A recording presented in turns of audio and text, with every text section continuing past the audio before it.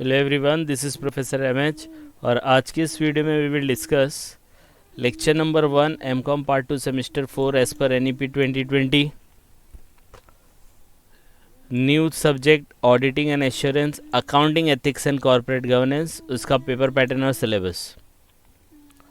Before we start, हम लोग ने ऑलरेडी एमकॉम पार्ट 2 सेमेस्टर 4 के advance financial management, personal financial planning और तीसरा एक और सब्जेक्ट है आईएफआरएस, इनके काफ़ी वीडियो अपलोड कर चुके हैं। उनका भी लिंक मैंने डिस्क्रिप्शन में दे दिया है, वहाँ जाके आप वो भी सब्जेक्ट को कवर कर सकते हो। यहाँ पे हम लोग सबसे पहले फर्स्ट लेक्चर में देखेंगे कि ऑडिटिंग एंड एश्योरेंस जो ये है, ये सेम 3 में भी था, अब सेम 4 में भी आ गया है, जिसके अंदर देखने वाला है accounting ethics and corporate governance, paper pattern and syllabus. Paper pattern almost same है सबका कि 50 मार्क का आपका इंटरनल मार्क्स होने वाला है, 50 मार्क का, जिसके अंदर क्लास टेस्ट होगा 20 मार्क का, प्रोजेक्ट असाइनमेंट होगा 20 मार्क का, एक्टिव पार्टिसिपेशन एंड अटेंडेंस होगी 10 मार्क्स के लिए, और जो सेमेस्टर एंड में होगा 50 मार्क के लिए, जिसके अंदर हम लोग को सॉल्व करना है 4 क्वेश्चन पूछे जाएंगे, क्वेश्चन नंबर 1 2 3 4, जिसमें आपके 2 मॉड्यूल के अंदर 2 यूनिट है, मतलब 4 यूनिट है और 4 ही क्वेश्चन है, मतलब हर एक यूनिट से एक क्वेश्चन आएगा। तो यहाँ पे दिया गया है 2 क्वेश्चन पूछा जाएगा, उसमें से एक करना है। मॉड्यूल 1 में यूनिट 1, मॉड्यूल 1 में यूनिट 2, मॉड्यूल 2 में यूनिट 1, मॉड्यूल 2 में यूनिट 2, ठीक है। और ये क्वेश्चन जो दिए गए हैं वो 4 मार्क्स में भी डिवाइड हो सकते हैं, 7 मार्क्स में भी डिवाइड हो सकते हैं, 6 मार्क्स में भी डिवाइड हो सकते हैं, डिपेंड करेगा क्वेश्चन के स्ट्रेंथ के ऊपर। तो ये तो इसका पेपर पैटर्न हो गया। अब इसका सिलेबस देख लेते हैं फटाक से, क्योंकि देखो ये ऑडिटिंग एश्योरेंस जो सब्जेक्ट है ये थोड़ा सा डल रहता है, तो इसको हम लोग थोड़ा सा लॉजिकली एक्सप्लेन करने की कोशिश करेंगे और थोड़ा सा देखेंगे इसमें कि कैसे इसको ह्यूमरस बनाया जाए कि जो आपको समझ में आ सके। तो यहाँ पे दिया है इसका सिलेबस में मॉड्यूल 1 जिसका unit number 1 introduction to accounting ethics, फिर यूनिट 2 आएगी जिसमें हम लोग अकाउंटिंग स्टैंडर्ड के बारे में सीखेंगे, ऑडिटिंग स्टैंडर्ड के बारे में।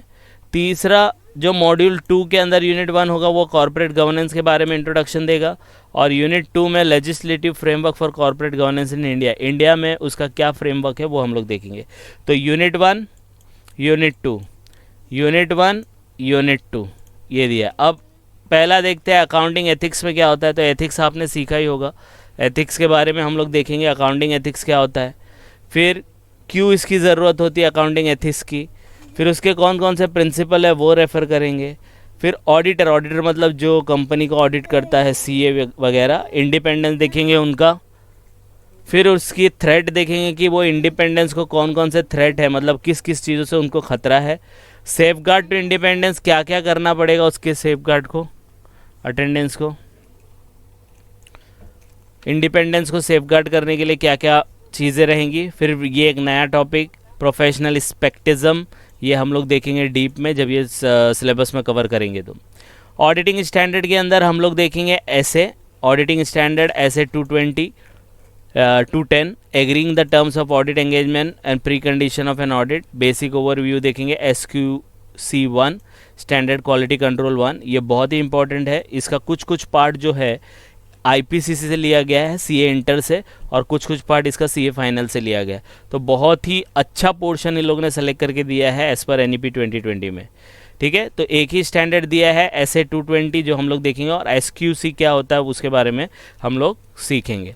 फिर आते हैं मॉड्यूल 2 के अंदर, जिसके अंदर यूनिट 1 है इंट्रोडक्शन टू कॉर्पोरेट गवर्नेंस, वही कॉर्पोरेट गवर्नेंस क्या होता है, ठीक है। एक और ऐसे है इसके अंदर 220, तो 2 ही है, ज़्यादा ऐसे नहीं दिया गया है। स्टैंडर्ड ऐसे का मतलब होता है स्टैंडर्ड्स ऑन ऑडिटिंग, ठीक है, तो 2 ये पढ़ेंगे। उसके बाद कॉर्पोरेट गवर्नेंस का need, scope, evolution, management and ownership में डिफरेंस क्या होता है, मेजॉरिटी माइनॉरिटी OECD प्रिंसिपल्स देखेंगे, corporate governance in Indian Athos, फिर कॉर्पोरेट गवर्नेंस कंटेम्प्रेरी डेवलपमेंट, ये सब रहेगा।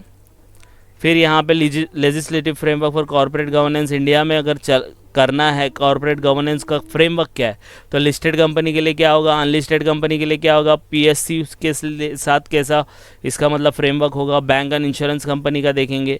फिर बोर्ड की इफेक्टिवनेस देखेंगे, उसका composition structure, duties and liability देखेंगे बोर्ड ऑफ डायरेक्टर का, इवोल्यूशन ऑफ जूरिस्प्रूडेंस देखेंगे, डाइवर्सिटी इन बोर्ड रूम, ये बहुत सारे वुमेन डायरेक्टर का क्या रिक्वायरमेंट है, नॉमिनी डायरेक्टर क्या होता है, उसका सिलेक्शन अपॉइंटमेंट क्या होता है, वो हम लोग यहाँ पे देखने वाले हैं। फिर एक लास्ट टॉपिक रहेगा इंडिपेंडेंट डायरेक्टर, उसका एक्सपेक्टेशन, लायबिलिटी, रोल क्या होता है, वो हम लोग देखेंगे। तो काफ़ी कुछ यहाँ पे दिया गया है। पहला तो यहाँ पे अकाउंटिंग ऑडिटिंग से रिलेटेड, फिर आपका स्टैंडर्ड से रिलेटेड दिया गया है ऑडिटिंग के, कॉर्पोरेट गवर्नेंस, ये कुछ कुछ पार्ट लॉ का भी आ जाता है, उसको भी कवर किया है। तो इन शॉर्ट बोलने जाए तो आपका ये जो पोर्शन है वो बहुत ही कॉम्प्लेक्स नहीं बोल सकते, बहुत ही इंटरेस्टिंग वे में फ्रेम किया गया है, दैट वी विल सी। ठीक है, तो हम लोग सबसे पहले स्टार्ट करेंगे अकाउंटिंग एथिक्स के बारे में। ये जितने भी टॉपिक आपको दिख रहे हैं सबको एक एक करके हम लोग कंसिडर करेंगे। ठीक है, तो यहाँ पे हम लोग का ये फर्स्ट लेक्चर कंप्लीट होता है, जिसके अंदर हम लोग ने पेपर पैटर्न और सिलेबस देखा। नेक्स्ट वीडियो में हम लोग देखेंगे पहला टॉपिक अकाउंटिंग एथिक्स क्या होता है, एक एक करके। ठीक है, by the time just go through it. फिर हम लोग करेंगे सेकेंड टॉपिक। एंड अभी तक आपने सब्सक्राइब नहीं किया तो सब्सक्राइब कर ले, जिससे आपको नोटिफिकेशन आते रहेगा नेक्स्ट वीडियो का। तो जस्ट गो थ्रू इट, कुछ डाउट आएगा please comment, and please like and subscribe for more videos. Thank you.